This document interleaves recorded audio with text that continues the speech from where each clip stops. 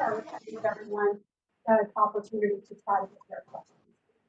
With that, Dr. Piercy, we're ready to go. Thank you, Shelly. Good afternoon, everyone. I echo my appreciation for your flexibility. I did have somewhat of a non-negotiable schedule conflict pop up at 2 o'clock, so we'll have a hard stop at 2 o'clock today. The top line for us today is a reminder that Phase 1C is open. That opened yesterday, and we believe that based on Tennesseans' metrics, that about 30 to 40% of all Tennesseans are now eligible based on health conditions. That is in addition to the 65 plus eligibility that we've had for a couple of weeks now, but now that list includes a lot more people. We initially estimated that population at about 1.1 million. We've gone back and with some additions and with some other calculations, it may be closer to 1.5 million people. So a lot of people who have been anxiously awaiting for vaccine are now eligible and are encouraged to book appointments. Now, speaking of appointments, I want to remind you of a couple of things. Whereas the health departments all across the state have vaccine and have availability, we actually make up a small percentage of the overall number of sites. There are hundreds of sites across Tennessee that offer vaccine. And so in addition to your health departments, please search out and seek out other providers in your communities. The best way to do that in one central spot is at vaccinefinder.org. You can go on there and put in an address or a zip code, and it will give you a listing of all of the sites in that area, and you can sort by how far you're willing to drive. That includes health departments and pharmacies, hospitals, other providers, and you can even sort by product. If you want a particular product, Pfizer, Moderna, and then now Johnson & Johnson, you can search by that, and it will even give you an indication of the inventory level. Not specific, but whether they have limited inventory or fully in stock or out of stock. So vaccinefinder.org is a really good place to find locations. I will remind you that all 95 health departments are ready, willing, and able to serve your needs as far as vaccine. Our scheduling system that we launched with the 89 rural health departments, we launched that probably 3 weeks ago now. I checked last night and there were over 400,000 available appointments statewide. Now, that doesn't mean they're all this week, and it doesn't necessarily mean that they're in your particular county, but we've got widespread availability going out through early May, and in many instances, you can get an appointment in some counties as soon as 24 to 48 hours. So check out our website if you want to be in one of the health department pods, or vaccinefinder.org if you want to go outside of the health department system. Also, just wanted to provide a little bit of a reminder of who all is included in Phase 1C. So when I say high-risk medical conditions, I think people automatically think about cancer and transplant and people that are very severely ill. And yes, it does include those, but it also includes many, many other people who may not consider themselves as high risk. One of those is obesity. So a BMI of 30 or more. And if you don't know what your BMI is, it's a way to calculate the proportion of your height and weight. You can easily do an online search for BMI calculator and put in your height and weight, and it will tell you what your BMI is. And so now anyone with a BMI of 30 or more, which is considered overweight, they now qualify. Same thing with diabetes. And that's part of our plan update that I'm going to reference today. I'll tell you more about that in just a minute. But anybody with diabetes qualifies now. And the reason that I called those two conditions out first is that we're starting to see a lot of emerging science just in the last 2 or 3 weeks that people, regardless of other health conditions, if they have diagnoses of obesity or diabetes, they are at much higher risk for hospitalization, and particularly with diabetes, for death from COVID-19 versus other people without those health conditions and everything else being the same. So we're really starting to see the science emerge to really emphasize the need of vaccination in those with obesity and diabetes. There are a lot of other conditions, maybe up to about 30 conditions on the 1C list. Another very common one is hypertension. and it does not require that you're on medication, but that you have a diagnosis of hypertension. Same thing with COPD. Some people call that emphysema, or moderate to severe asthma. Those are very common conditions.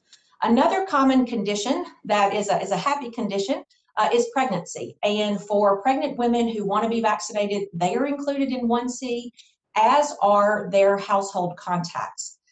We've also made some additions to our plan. As per usual, we typically issue a plan update when we move into the next big phase. So we have posted that updated plan online. I'll highlight a few additions for you. I mentioned it just a minute ago. We have removed the medication requirement for people with diabetes. So anybody with a diagnosis of diabetes is now eligible, regardless of whether or not it requires medication. That was directly of a result of the science that came out a couple of weeks ago about increased mortality for diabetics if they are infected. Likewise, I just mentioned we formally added household contacts of pregnant women. We've been talking about that for a couple of weeks now, but we formally added that to the plan.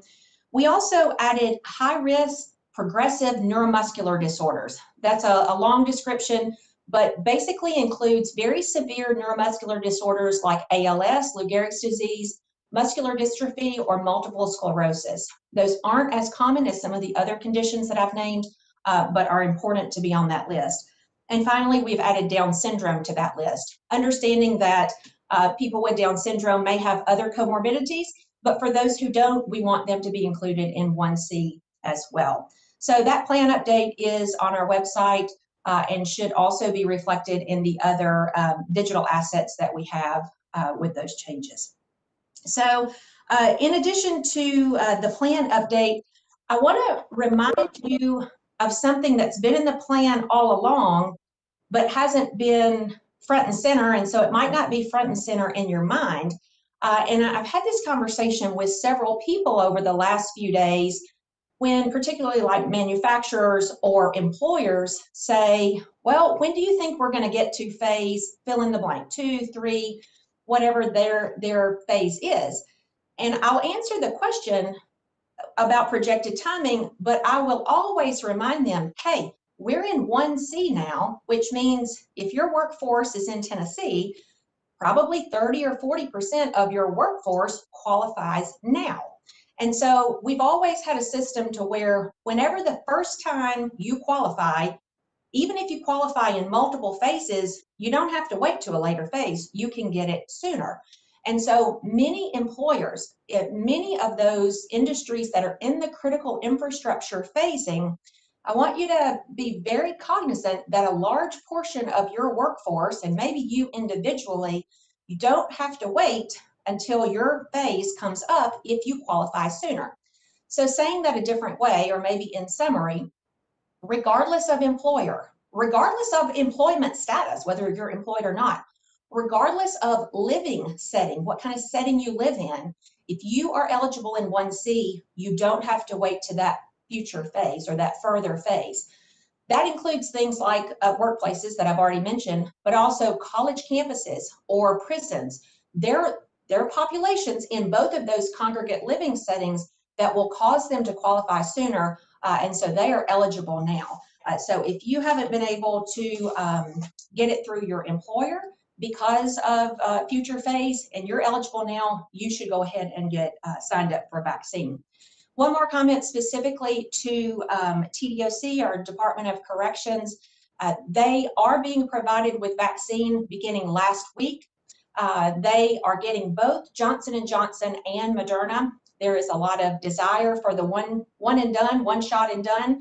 And so we have provided an allocation from our very first tranche of the Johnson & Johnson allocation last week to the Tennessee Department of Corrections, but in an effort to give those who are incarcerated a choice, we are also offering them Moderna, which is easy to store or easier to store on site than the Pfizer product.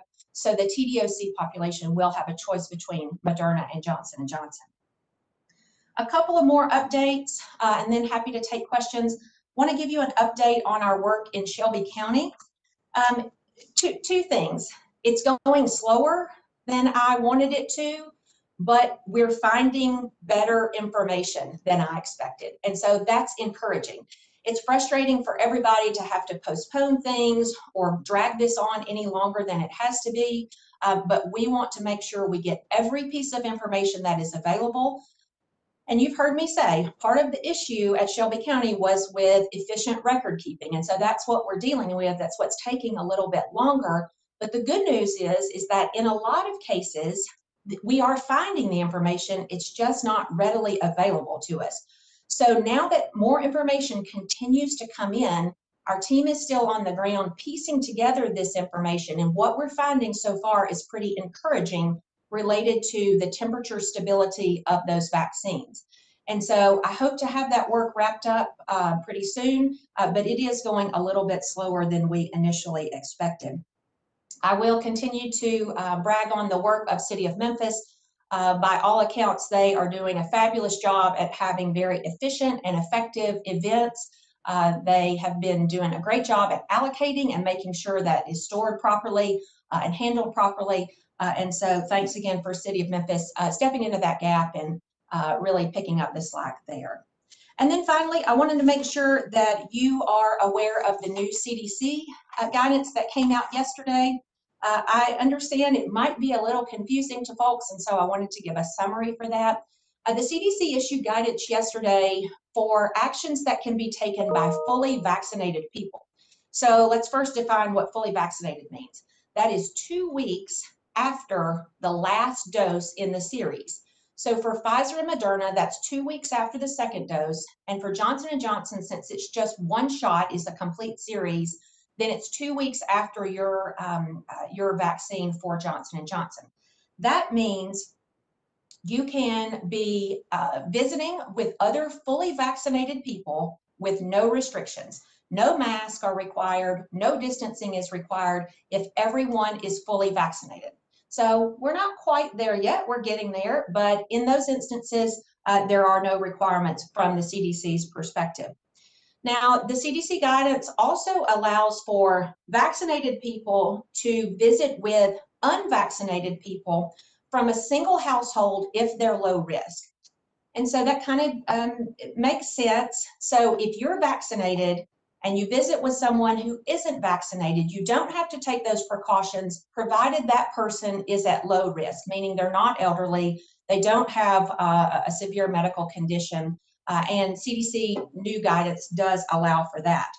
The other big change that they made yesterday is that for people who are fully vaccinated, they no longer are subject to quarantine or testing if they have come into close contact with a COVID-19 case, as long as they don't have any symptoms. They call that asymptomatic. So that's not drastically different than their last guidance. They did issue that guidance a few weeks ago, but they put a time frame on it. This has an indefinite time frame. There's no more 3 months or 6 months. It is indefinite. Let me give you the warnings. The CDC says that you must still distance and wear your mask when you're in a public setting, presumably because you could come into contact with some of those high-risk individuals unknowingly. Likewise, if you're interacting with people from unvaccinated people from multiple households, or if you're in any type of gathering of medium to large size, specifically indoors.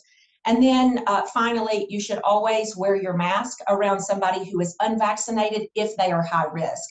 And that the impetus there is because we're still not entirely sure from a scientific standpoint if you can transmit it asymptomatically after you've been vaccinated. We believe that you probably cannot. And I personally think that we're going to get to the place where we can confidently say that you can't spread the disease if you're vaccinated.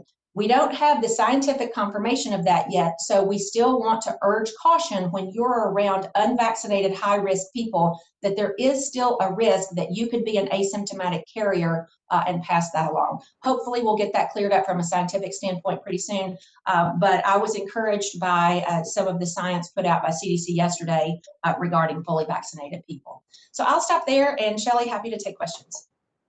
We do have several in the queue. We will start with Jessica Jacqueline from WMC. Hi, Dr. Piercy. Obviously, a lot of Shelby County residents are concerned about the temperature that their doses were stored at. Can you expound a little more on what you have discovered so far and what you all still need to do in that investigation? Sure, Jessica, that's a great question. And that's exactly what I was referring to when I said that we were still getting information and piecing it together. Initially, when we had so much difficulty sorting through the records, really the biggest gap was, does this information exist? We initially thought that there was a lot of temperature logs and temperature stability data that just simply didn't exist because it wasn't measured or recorded. We have learned over the last couple of weeks that in many instances, that information does exist. That has also been complicated by the fact that a couple of people who were record holders of those particular records are no longer employed or no longer engaged in that work, and so weren't able to get information from them on where those data logs were stored. So we've been able to find some, and we've been able to surface some of those, and putting the pieces together to ensure what we call cold chain stability, or making sure the temperature is stable all the way from the beginning to the end. We're getting some of that information, and in almost every case where we have the information, it does appear that they're fine. And so we've still got some work to do there, but as soon as that work finishes, I plan to come back and say, I'm confident that these vaccines were stored at the right temperature and you can be reassured, or if there is an instance where we're not, to be able to tell you that. Thank you. And why are those people no longer employed or working there? They're Shelby County Health Department employees, and that would just be a good question for county government. Thank you. Thank you. Our next question is from Corinne Kennedy with the Commercial Appeal. Hi, Dr. Piercy. Thanks for your time today. To follow up on that question, can you give an indication of how many doses are in question in terms of the investigation into whether any doses did expire, and what date ranges you've been looking at?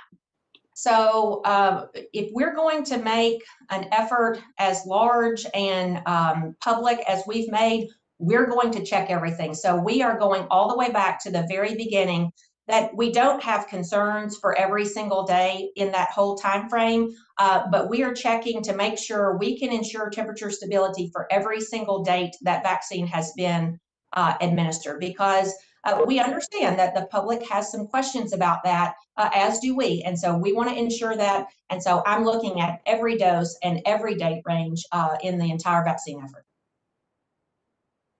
And at this point, you've mentioned what you have found is encouraging, but are you still concerned that anyone might have to be revaccinated in Shelby County? I'm just still waiting on additional data. We're not at a point yet where we can say yay or nay. I am very encouraged that what we have found does indicate that temperatures were being measured and were being tracked.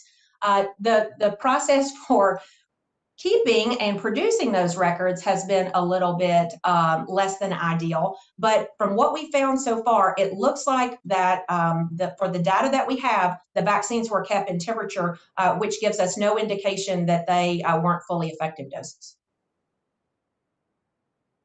Thank you. Our next question is from Marta Aldrich with Talkbeat. Hi, Dr. Piercy. My question is related to tracking and reporting vaccinations of teachers and school staff. Your team has said Tennessee is not tracking this data, but if the number of vaccinations, the refusal rate is unclear, it's harder for parents and other teachers to assess their own health risks as schools reopen. So why isn't Tennessee tracking and reporting this data? Yeah, that's a great question, Marta, and perfectly legitimate to ask that, because I do recognize that some states are tracking uptake by group. In Tennessee, the only thing that is being recorded or tracked, if you will, is the only thing that's required by the federal government, which is we have to enter it into the federal immunization, well, it's our state version, but the immunization database, and then every state has one of those. And that is just as much for public safety and private medical uses. For example, if you go to a different physician they can pull up to see what your first dose was so they can give you this right second dose. Same kind of thing of timing of doses. If we were ever to need a dose in the future, they would need to be able to look up to see actually what the date was. On specific populations, so teachers would be one of them. Obviously, healthcare workers are another group that we've already vaccinated. The best source for uptake rates are with those private employers. So whether it's the school district or hospitals, as it were, because that sort of becomes a personnel issue for them. And so they very well and quite frankly likely are tracking it on the employer level, but we don't track that as a population for the state. Of course, we have anecdotes and we have estimates, just like I've given you in the past on healthcare workers. I suppose we will have the same for teachers, but specific uptake rates should go back to the school districts. And there's no plan to try to recoup that data. There's no consideration of beginning to track it in order to get a statewide view of that? We don't have any formal efforts for that. There are a lot of superintendents that I suppose will tell us what those rates are, just like a lot of hospital and healthcare or health system CEOs have told us. And so we can aggregate that and give you an estimate of what that is, but we don't have any formal plans to track that specifically. Thank you. Our next question is from Kimberly Creasy with the Associated Press.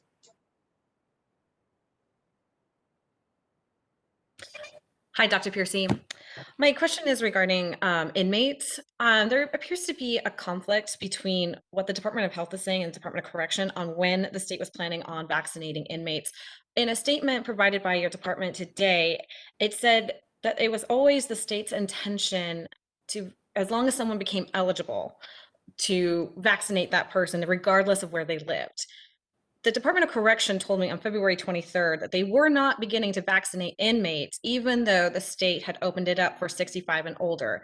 So can you help clarify that disconnect between these two agencies? Was there a breakdown in communication? Was the Department of Correction supposed to be vaccinating inmates over the age of 65 and older earlier this year?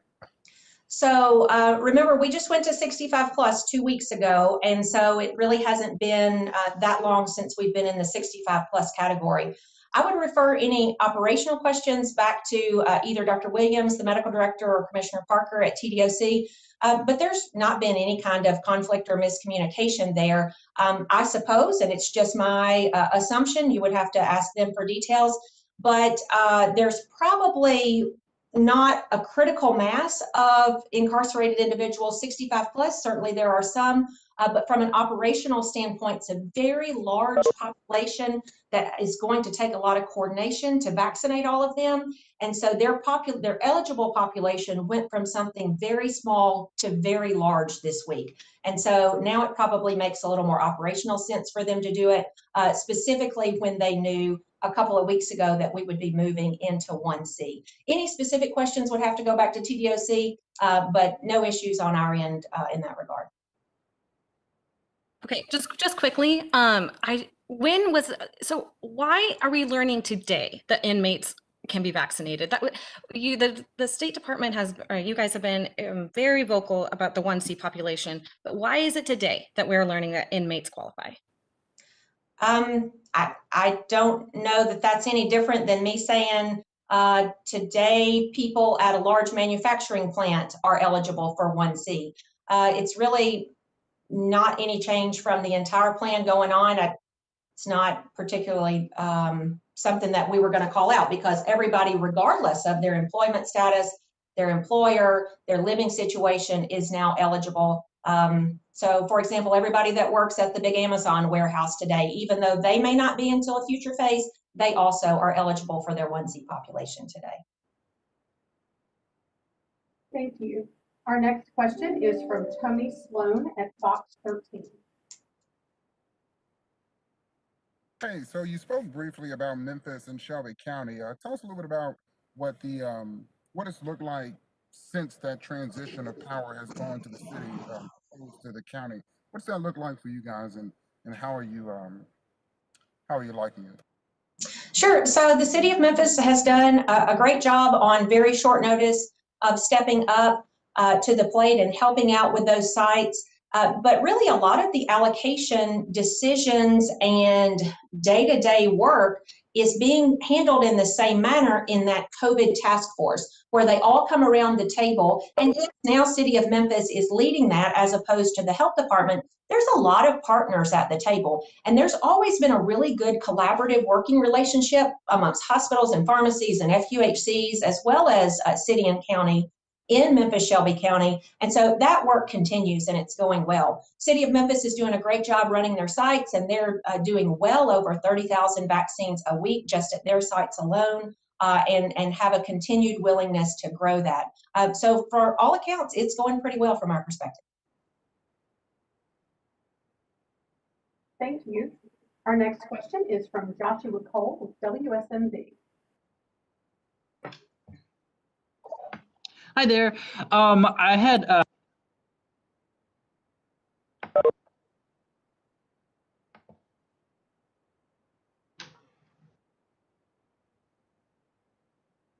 think we may have lost you, Joshua.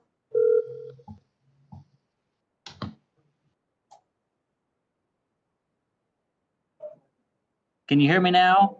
Yes, sir. Oh, sorry about that. I know Nashville today announced that they're going to have a mass vaccination clinic, not this Saturday, but the next, with 10,000 appointments. Is there any plans with the state to do something similar to that, as far as whether getting it directly into the counties or just having kind of a here's one specific spot for everybody to come to in a particularly maybe more rural area? And then also, I know some other states have really tried to relax on some of their restrictions. Is that something that is also being talked about here in Tennessee as well, especially with counties, what control the counties have been given by the governor's orders? Sure. So I'll take both of those questions, and then I see we're running up on time, but people still have their hands raised. So please email your questions to Shelly, and I'm happy to get those answered for you after this. But Joshua, to answer your first question about mass vaccination sites that the department or the state might be doing, in fact, the meeting just before this one, we were talking about that very thing. We are really proud of Nashville Metro and this really large event that they've got planned for not this weekend, but next weekend. I think the ability to vaccinate up to 10,000 people on one day, first of all, is an enormous undertaking, but I know a lot of folks over there, both in the health department and in the mayor's office, and I know they're perfectly well equipped and able to handle that. So I'm looking forward to that event. It gets a little bit harder to do that in rural areas for a lot of different reasons, barriers to transportation and finding a population center. These very large events work much better in a population center where there are concentrations of people. So we're frequently brainstorming in the state on how can we both simultaneously deliver large numbers of vaccines, but yet not erect these artificial barriers for people who may live out in rural geographies. So mass events, albeit on a much smaller scale, sort of like we did back in the spring with pop-up testing all along the state, that is certainly something that we're looking at, and some counties are already doing that. And then the other thing that we've talked about just a few minutes ago was how can we expand access in our rural counties, but sort of within the framework that we have.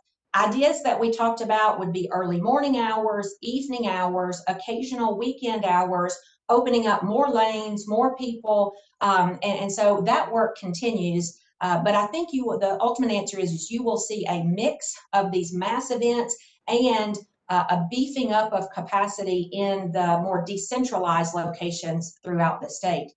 I'm really glad you asked me about restrictions, because I think there are some misconceptions. At least I got a lot of questions just from friends and family. I guess it was last week when Texas and Mississippi said, hey, we're opening up and we're doing all this. When do you think Tennessee might do that? And I kind of chuckled to myself, because the answer is we did that back in August. The state hasn't had any restrictions on gathering sizes or capacity limits as long as certain distancing, social distancing is maintained. Now, metro areas are different, and you know why those jurisdictions are separate.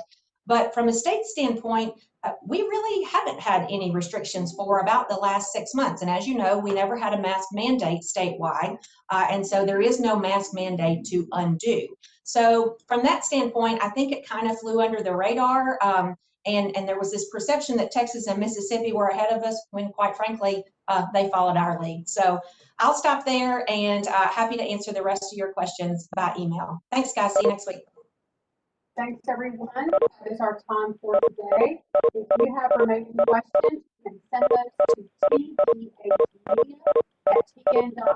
and we'll respond as quickly